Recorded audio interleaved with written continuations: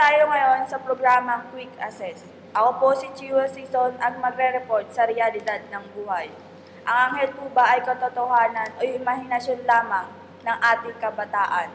Sa realidad ng ating buhay, hindi talaga tayo nakakakita ng anghel.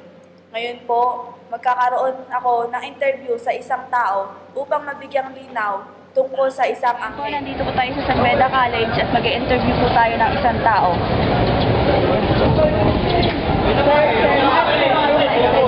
Tungkol ba sa kanya? Totoo ba para sa inyo? Sa akin opinion, ang mga anghel, meron nagsasabing totoo, meron nagsasabing hindi. Depende ito sa mga paniniwala nila. Kung sabihin mo ako, nakakita ako ng anghel o nakarandam ako, syempre, maniniwala ako. So, anong dapat kong gawin?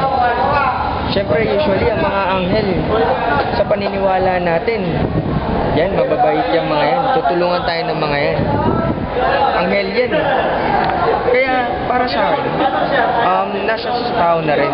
Parang, kumbaga, conscience yan eh. Pwede naniniwala po talaga kayo na may anghel? Depende nga sa tao. Depende sa tao yan. Kung ako tatanungin mo, ako naniniwala ako. Dahil sa akin paniniwala, konsensya natin yan. Thank you, sir.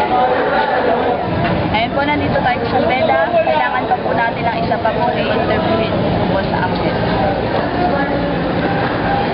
Kuya, maaari po ba namin kayo ma-interview? Okay. Ano po ang pangalan natin? Chair Tanuto.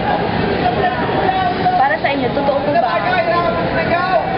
Sa akin, hindi ako naniniwala sa anghel eh. Wala pa akong nakita, di ko pa sila naramdaman na malapit sila. Kaya hindi ako naniniwala sa anghel.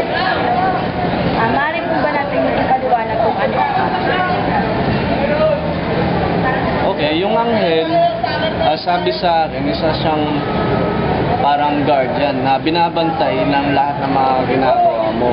At pag malapit ka sa mga panganib na bagay, itutulak ka para maidaan ka sa mga safe na condition. Ganun po ba? Kung para sa inyo, di ba, hindi po kayo naniniwala sa anghel, maaari po ba natin, yung, kunyari po, nakakita po talaga kayo ng isang anghel, maniniwala na po ba kayo? Kung nakakita ako, sige, maniniwala ako. Pero, since di pa ako nakakita, at yung mga kasama ko, sinasabi lang na, oh, my guardian angel ka. Hanggang dun lang, siyempre naman di ako maniniwala. Kasi may mga ibang tao po kasi na nakakita na raw po sila ng angel, yung guardian nila. Ano po masasabi nito? Experience nila yun eh, pero sa akin wala pa akong naramdaman na guardian angel. Sa kanila yun, porque maraming tao nagsasabi sa akin na may nararamdaman sila o naniniwala sila sa isang bagay na gano'n. Hindi naman ibig sabihin pati ako sasali ako. Okay, maraming salamat po sa pagbibigay informasyon po po sa amin.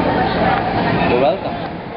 Ngayon po sa aking mapag-alaman tungkol sa isang anghel, marami pong na-encounter na isang tao, isang anghel, tungkol sa kanilang imahinasyon.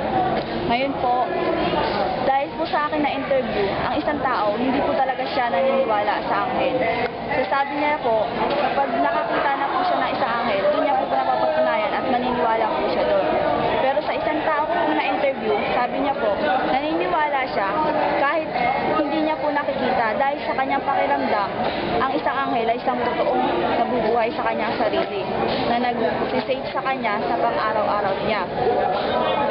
Ngayon po, sa inyo na lang po ang desisyon upang maniwala o hindi maniwala sa isang anghel. Ngayon po, maraming salamat at nagpapaalam na ang host ng Quick Assess.